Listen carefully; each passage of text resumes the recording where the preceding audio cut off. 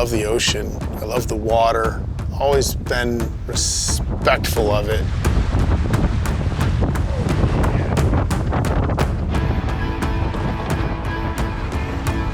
I actually think people are born with that desire for adventure. I was born with it.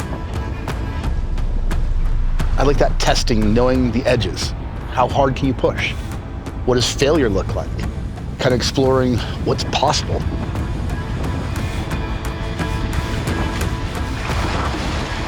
The space between the unknown and the known is defined as fear, and this entire race is the unknown.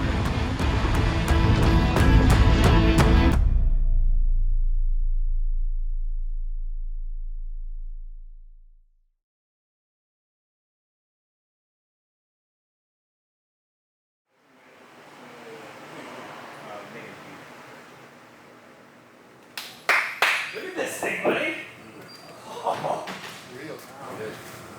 Here's the book, like, it's gotta tell us. Yeah, let's go through that with fine tooth comb and Bring that to the hotel tonight and just start reading. We spend top dollar. Everything is the best of the best. So what do you think? What's the plan? What do we gotta do? take everything out of the wrappers over there. We'll figure out what goes where as we unfold this. So this goes in there. This is our autopilot and our rudder. Yeah.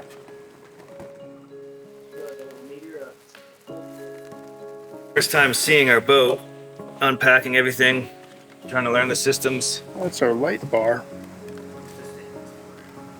Figure out where that mounts. Nighttime lights.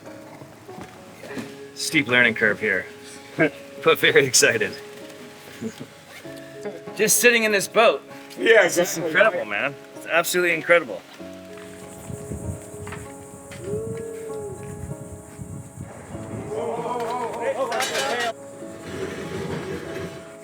So we're getting ready to undertake this race called the Talisker Whisky Atlantic Challenge. And that challenge is a 3,000-mile rowboat race across the Atlantic Ocean. Starting in La Gomera and ending in Antigua. It's unsupported. There's nobody out there that's going to bring you more food or more water or anything like that. You're totally self-sustaining. And it takes boats on average between 30-something days to 70, even 80 days to make this passage. Man, we'll just cruise up the coastal waterway this way, the ICW, stay out of the inlet, and then head, if we even go this way, we can head up any of these rivers. Oh,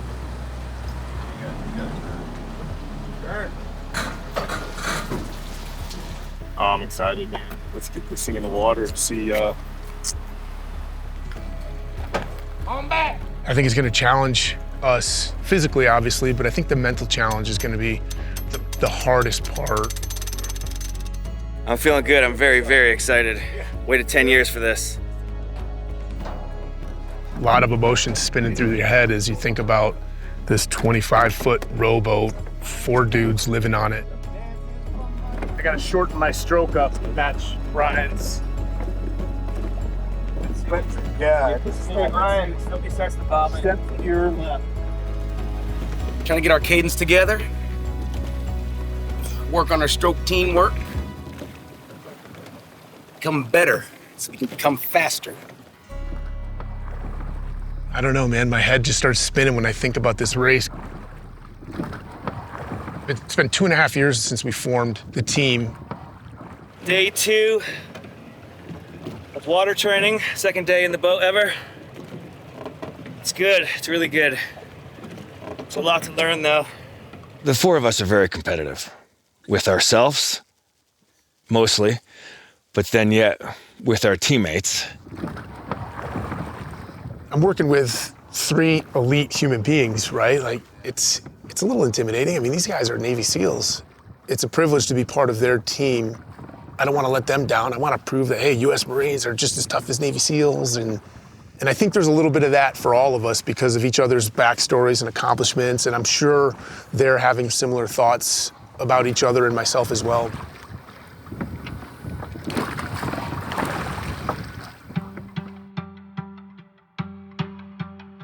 When we start the row tomorrow. I'm thinking we just start like around 3 o'clock. And it's just all about us grinding together. Then we just fucking row. We're all gonna be spread out, 4 teammates and Angus. And we're gonna row our 10Ks on the hour, every hour in here. You're gonna spend 45, 50 minutes on there. You're not gonna have a lot of time to do much else. I think this row, the physical side aside, is so much more about team dynamics and how you can manage your head, so. 3 o'clock, guys. Wheel. I will roll. Get one of these guns for A.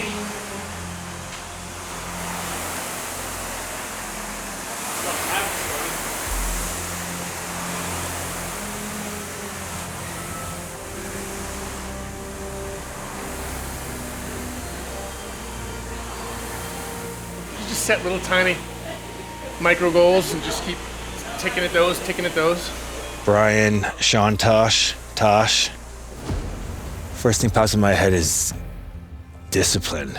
He's got this inner strength like no other. I've never seen in anybody else. He is very willing to step into adversity and suffering.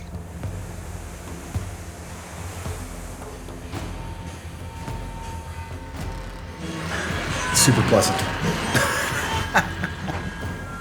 James Hine. He's like a bull, he's strong. Big Jim with another consistent row. That's it. Strong and steady. He gets on the oars, you feel the boat say, okay, we're moving now.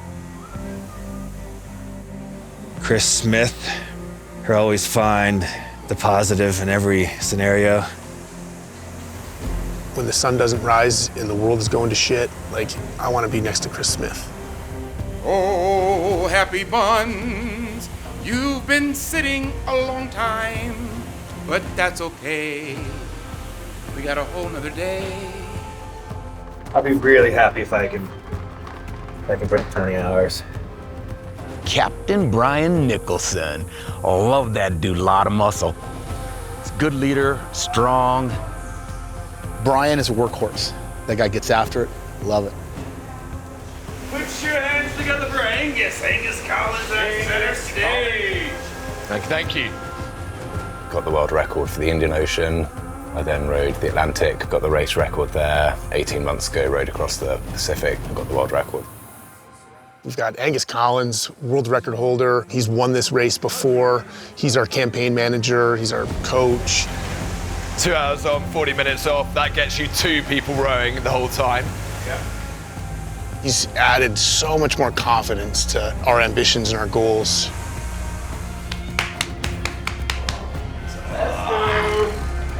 Ultimately, we want to just row for as long as we can to create those conditions. Just work. Honest man ain't afraid of hard work. 1 minute. Into hour 12. Let's go.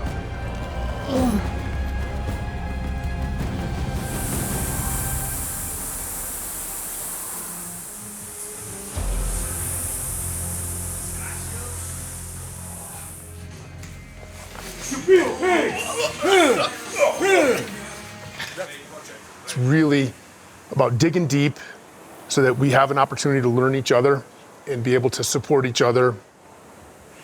Like 14 and a half hours. Yeah, sure. Coming up on 150,000 meters apiece. Pretty good number.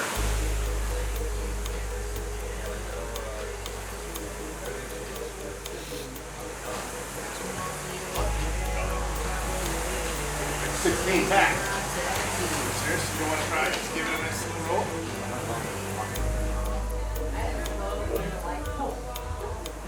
200,000 meters, 20 hours straight. Just getting started now. Yeah. Now we'll see what people are made of. Do the little things right now so you can be successful in the next one. 20's not 21. One more. Put yourself for 24. Only one nasty blister on there. What's Gus's numbers?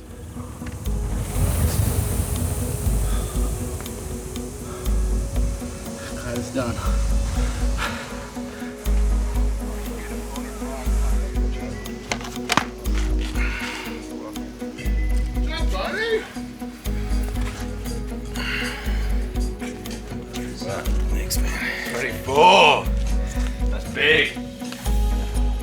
for me, as an individual, I wanted to keep going.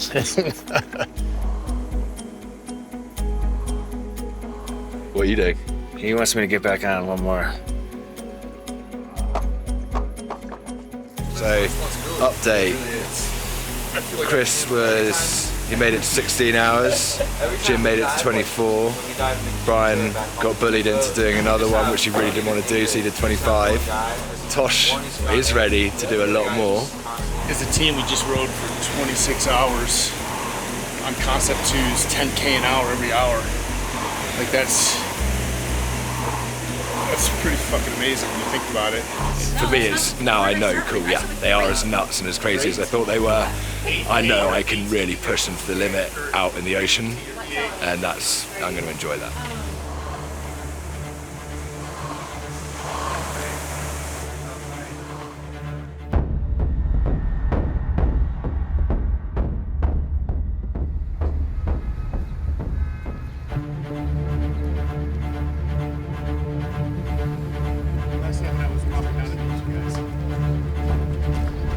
Yeah, I think that's part of the excitement of this whole entire journey is just the unknowns. This is a completely new experience for everybody on the boat. That's exciting. It's kind of why I decided to join the team to do the race, is to find new challenges, just kind of leaning in and kind of embracing that fear is exciting. Yeah, it's exciting.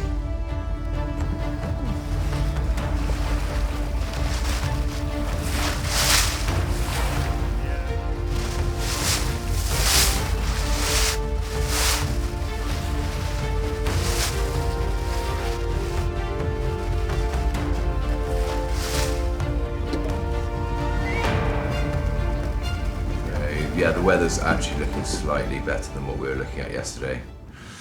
Still going to have a headwind at the beginning of the race. You just have to put some power down on the oars. And then by Friday, we're going to be in those kind of more traditional trade wind, 15 to 20 knots, with the wind right behind you. So yeah, you're looking at a tough start. But I think that's an advantage for you guys, because there's not many teams that are going to be able to punch into that headwind at the speed you're going to be able to for that period of time.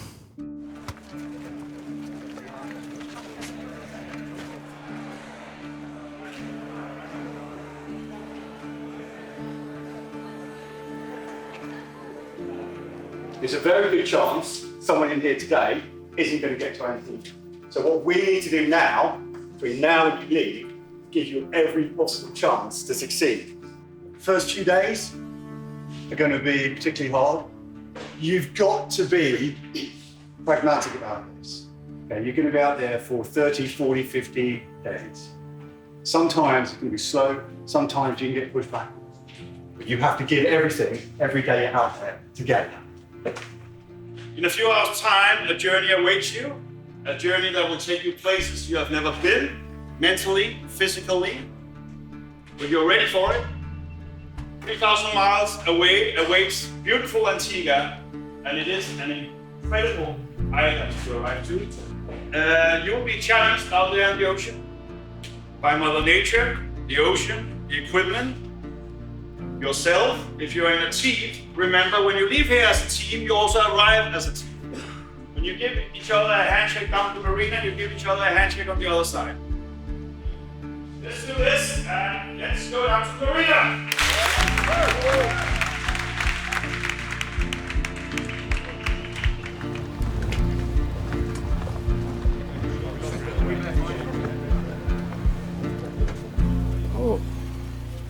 Oh, here we go, getting excited. Sure. Damn, look at Daddy Warbuck Cash right there. You trying to buy way across this thing? You trying to rent a Sherpa? Set of Royal Navy dolphins. So they bring luck to mariners. Yeah. Thanks, man. Appreciate it. Good luck to you.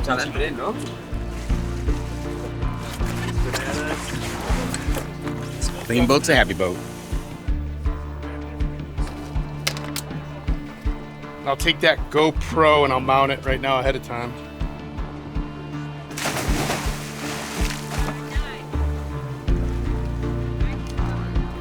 That way all the marine life that attaches while we're just sitting here, we have a nice slick bottom. Less stuff grows on it later on. Put 10 coats of polish on the bottom of it, better be slick. Wait for us, eh? Keep it. Awesome, right? We're like it. Look forward to following you up. Stay safe. Yeah, you too. Thank you.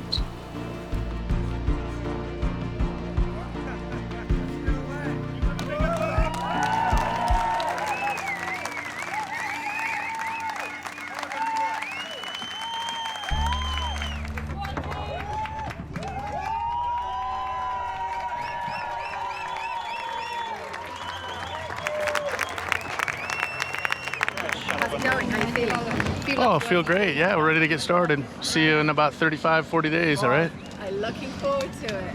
3, 2, 1, you guys are away. See you next time, guys.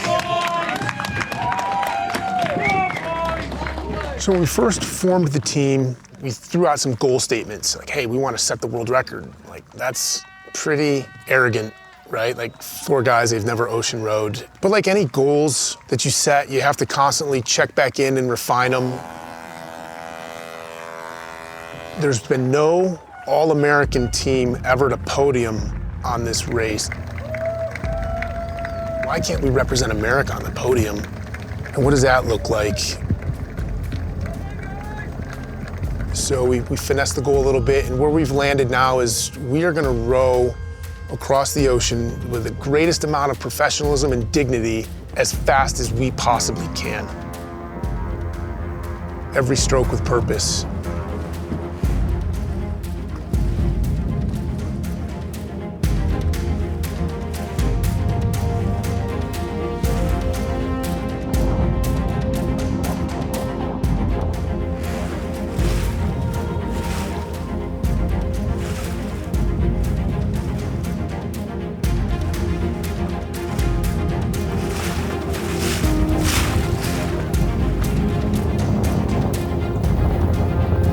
Somebody said like 1.5 million strokes on this journey. And I think about that and I say that's 1.5 million opportunities to let myself down.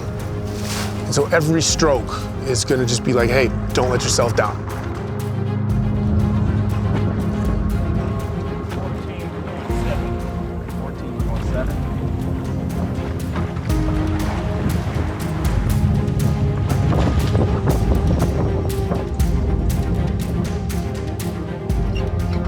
We rotate places, one person sleeps or rests while the other person rows. It's gonna be rowing 2 hours on, rowing 2 hours off.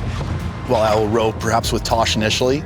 Tosh and Brian will swap out, so I'll spend an hour with Tosh, an hour with Brian, and then I swap out. And then Chris will step in, he'll spend an hour with Brian. So we basically rotate back and forth. We started the race, we were about halfway through the pack leaving, so we were like the 20th boat to leave, and we wanted to just push hard to get to the front. We did. We rowed 3 up. That's basically 3 people on the oars, 2-hour shifts on, 40 minutes of rest. We did that for 24 hours. We just slugged it out. So I'm happy with where they are. I'm not happy with where some other boats are. I would have loved them to have been 10 miles ahead at this stage. And they're not, and it's really, really close race. So we've got the Spanish team, Ocean Cats, who are just north of them. They're picking up some really impressive speed over grounds.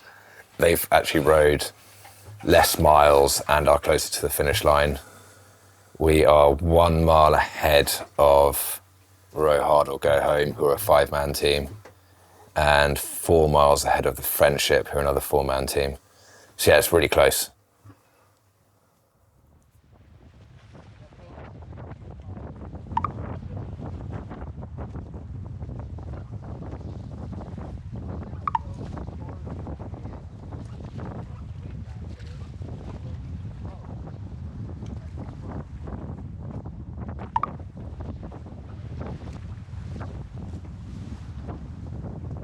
Angus said, hey, we got weather coming in a couple days, 2 days.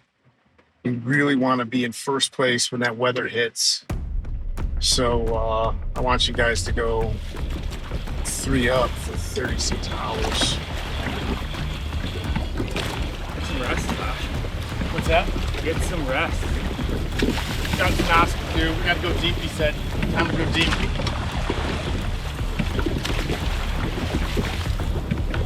Everybody all likes to talk about, oh, I love going deep. It makes it all romantic. Oh, I know how to go deep. I want to go deep. I like going deep. I like to suffer. But when it comes down to doing it, it's not the case for most. We work through stuff as a team. Communication, trust, just respect.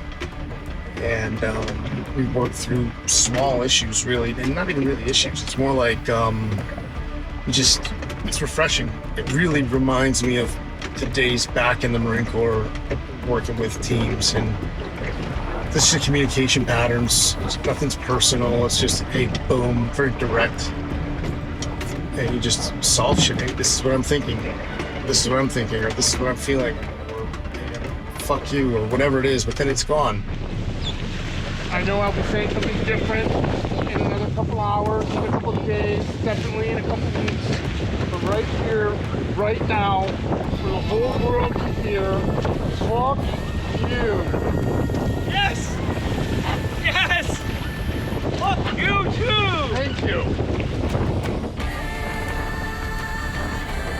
Being in the ocean makes you feel small. Waves are super dynamic. There'll be some that just you coast over, they're real soft.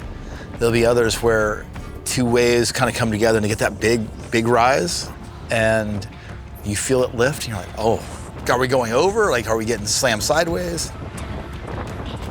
Oh, Mother Nature, the ocean, she's just gonna do whatever. She's not gonna make this easy on you. We never got upset with Mother Nature, with the ocean. We just kind of dealt with it. Like, oh, look, it's raining. Literally 5 minutes before I get to climb in the cabin.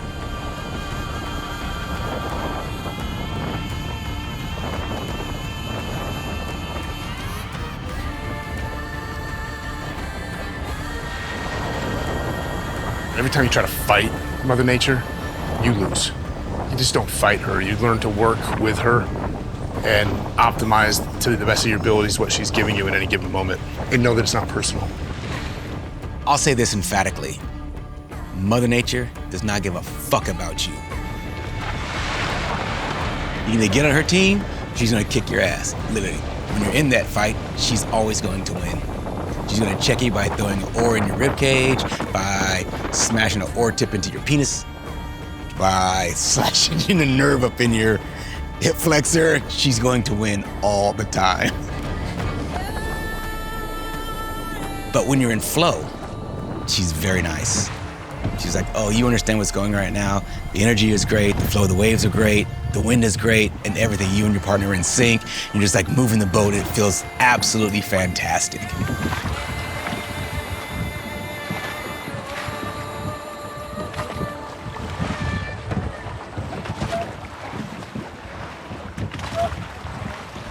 Fight or Die, our US veteran team, unfortunately had to be rescued.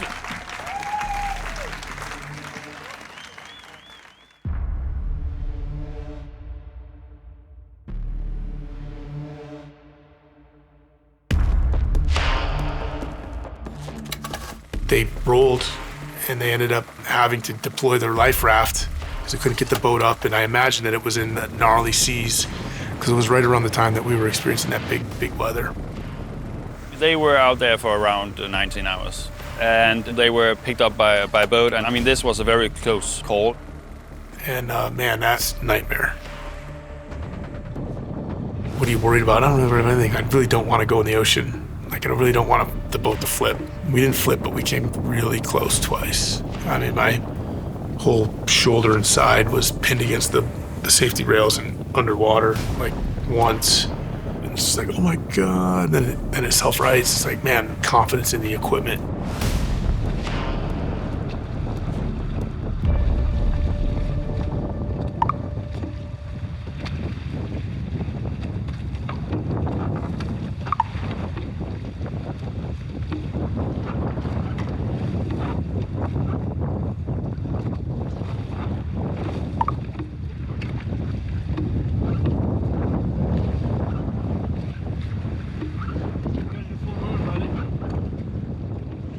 Spanish are 2 miles on our flank. We're neck and neck. Relatively going the same speed for the last hour. It looks like we're just... They brought the course down to get down a little closer to us. You know, Angus is telling us, I want you guys in first place by 900 miles. Normally, whatever place people are in at the 900 mile mark is gonna be the place that they finish. And we're neck and neck with the Spanish. They're literally off our starboard side a mile, and we're tied for second. Hey, I need you guys to go 36 hours. You're gonna row 2 hours on with 40 minutes of rest.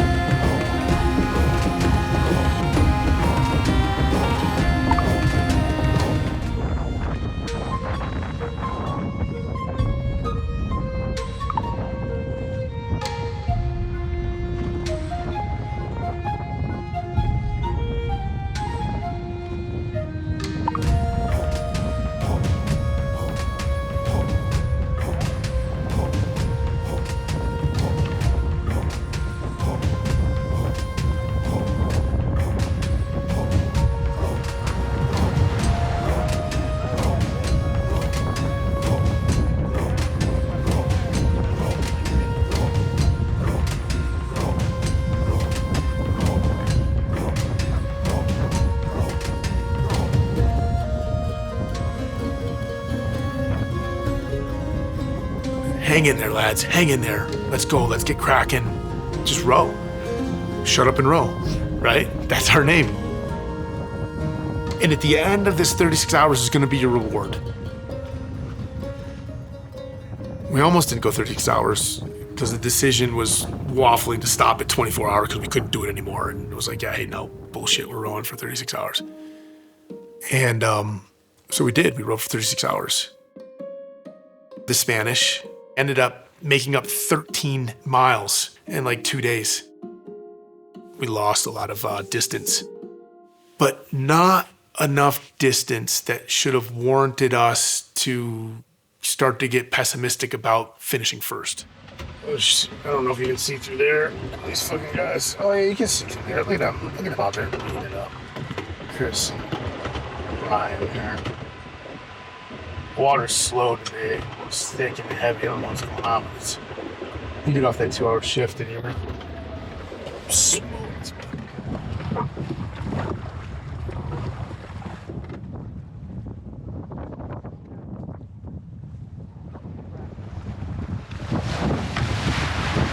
Minor aches, pains, sores, blisters, shins are banged up, black and blues, but energy was sapped a little bit.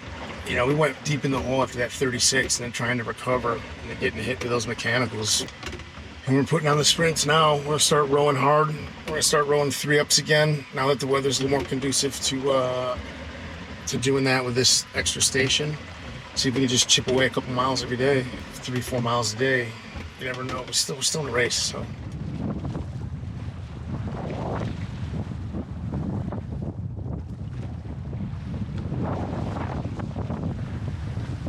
This race is now proving that it is going to be a race of the ages.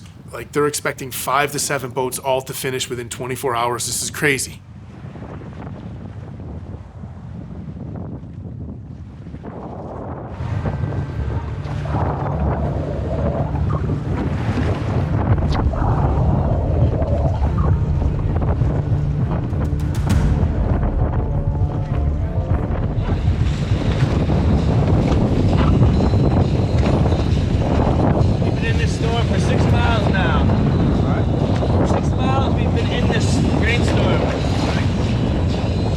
Christmas Day, that evening, it got dark. It was like around 10 o'clock, and we just we got into some really big stuff. The waves were 20, 25.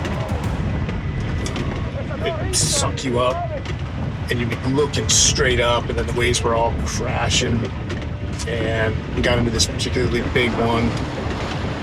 And the autopilot, the autopilot flipped on us.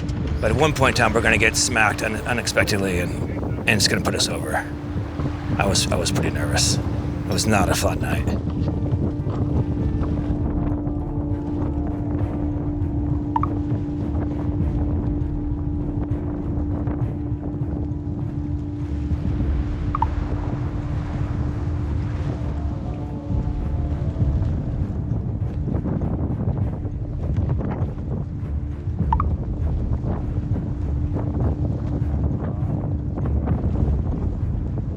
Made it through the night, so that was pretty cool, but we had lost 2 hours. You know, we lost probably close to between 7 and 10 miles easily. The Spanish called us on the radio. I just happened to be with the radio. I'm picking up the radio. Hey guys, how's it going? Oh yeah, hey, how you doing, guys? You guys okay? Yeah, we're good, man. Just, man, crazy weather. How you doing? Yeah, good radio. Just trying to keep the voice, you know, combat comms, nice and cool, calm, and collected while chaos is happening. Trying to get the auto tiller up, trying to steer, shit going on deck. Just trying to talk to the Spanish, like, everything's good. They called because they saw our course go like this. And they were just calling to make sure we were okay. Beautiful.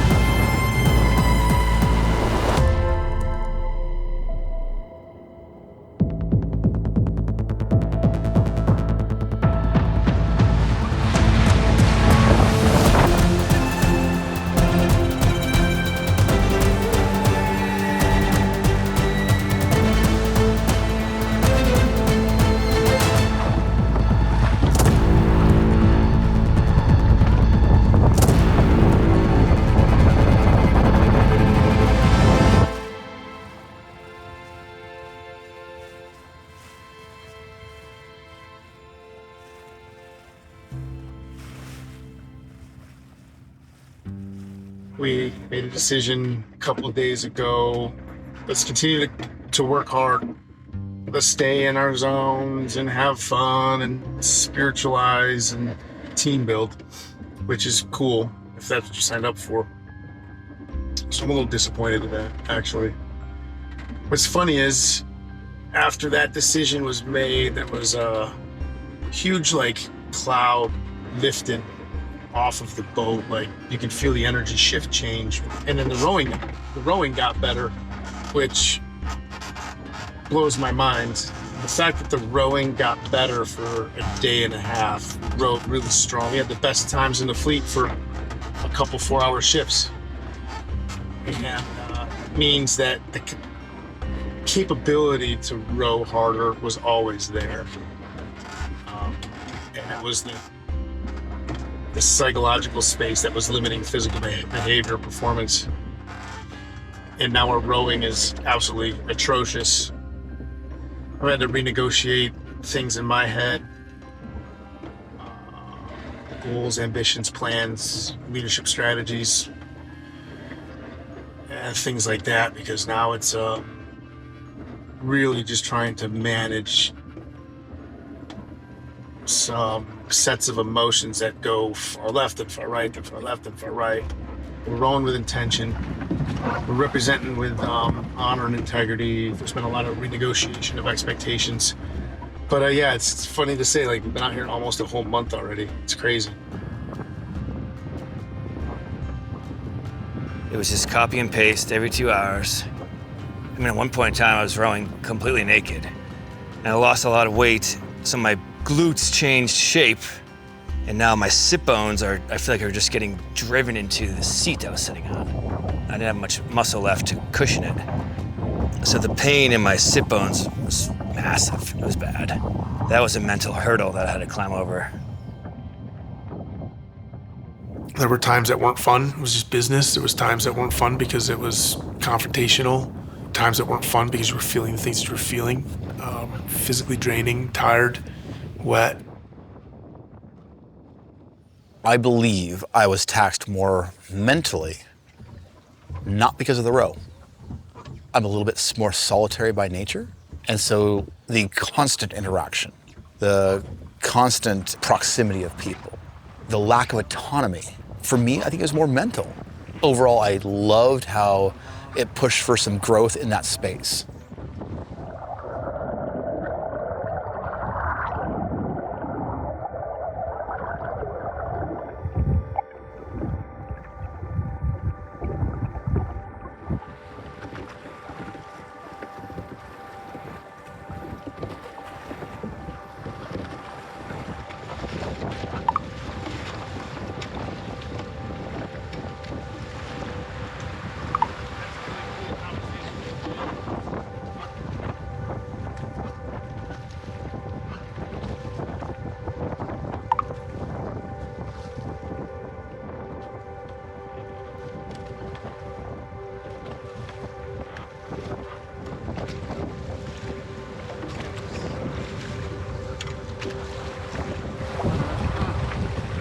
Good day, fellas.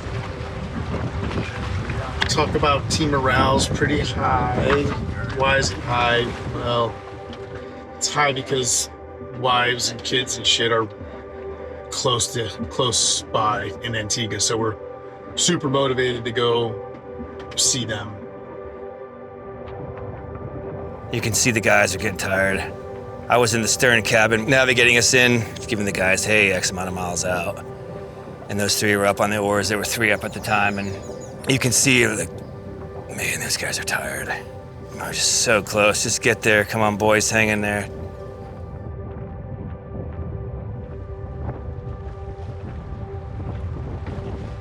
When we hit the 20-mile marker, we were requested to give us a call because it takes them an amount of time to get everything set up out here. And Ian Couch said, see you in a few hours. Like, see you in a few hours. Like, there's something about those words. We're like, oh, man, like, we're there.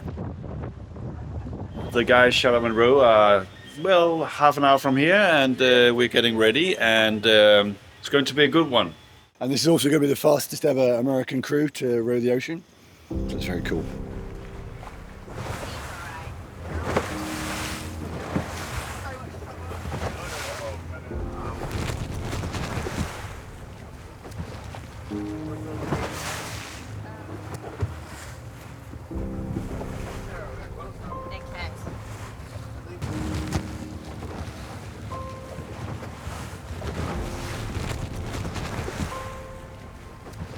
Go 5 degrees starboard.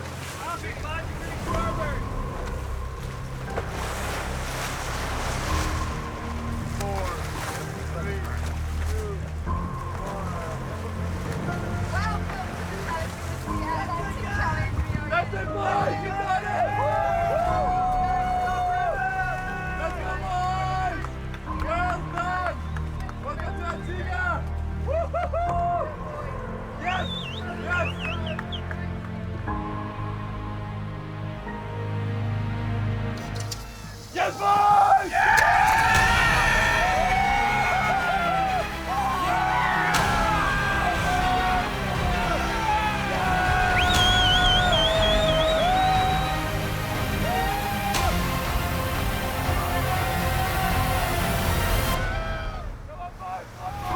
Even shortly before we landed, it started to really weigh heavy, like, oh my God, we did it.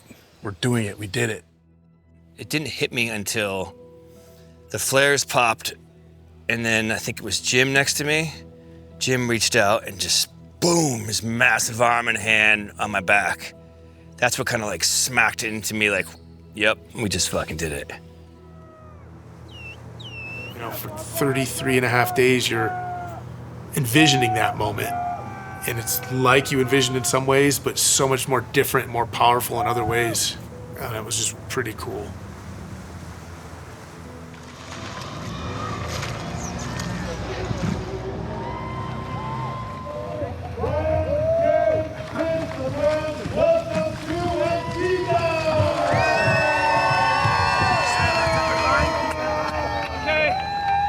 This row is huge. Less than 600 people have rowed across the Atlantic Ocean.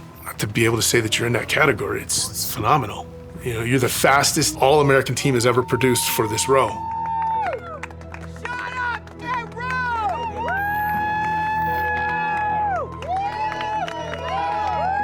Let's make some noise. Whisky, run and run. Shut up and run. Ladies and gentlemen, here they are. So they started their journey 12th of December in La Gomera. They're now here after 33 days, 17 hours, and 38 minutes. Was the row fun?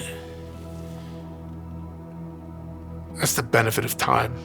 Tomorrow it'll be more fun than it is right now. 5 days from now, the row will have been more fun than it was today. So the row is getting more fun the further away from it. It'll be really fun as soon as I get to shave this. Then the row will be like best thing ever. I'll try to sell it to everyone. You guys will be rowing. I'm afraid. Oh my God.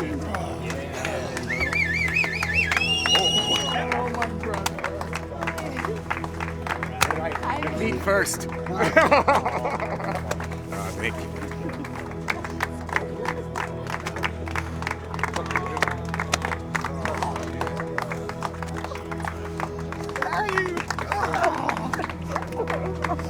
Moving still. I have an inherent belief that people are capable of far greater than they ever believed possible. If they can put aside doubt, they can put aside fear. Mind you, the fear and anxiety and doubt, they're natural in something like this. What are we capable of? We can get way farther ahead than we ever believed possible just by ignoring those things for a little bit, putting them on hold and just trying. For my kids, just to see what their dad did. I could see in my daughter that adventurous spirit. I'm glad I did it, and she can join with me and to show my son, like, look what your daddy did, and be brave in the harshest of conditions, because it will pass. Ready. God, you know, there's a struggle right now between ego, like, oh, this was big and good and everything. I got a lot from it, like a lot, for where I'm in my personal journey of growth. It makes me want to explore that realm, which is like the non-physical realm, understanding self a little bit better, creating better relationships. Yeah, I don't know what's next. Figure it out.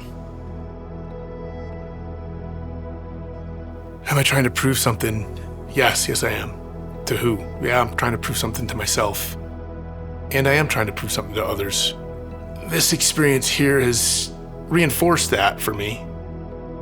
But it doesn't stop there for me. Like, I think the bigger part of it is finding new limits, defining my margins of my capabilities, and pushing myself to see where do you really start to fail to meet the standard.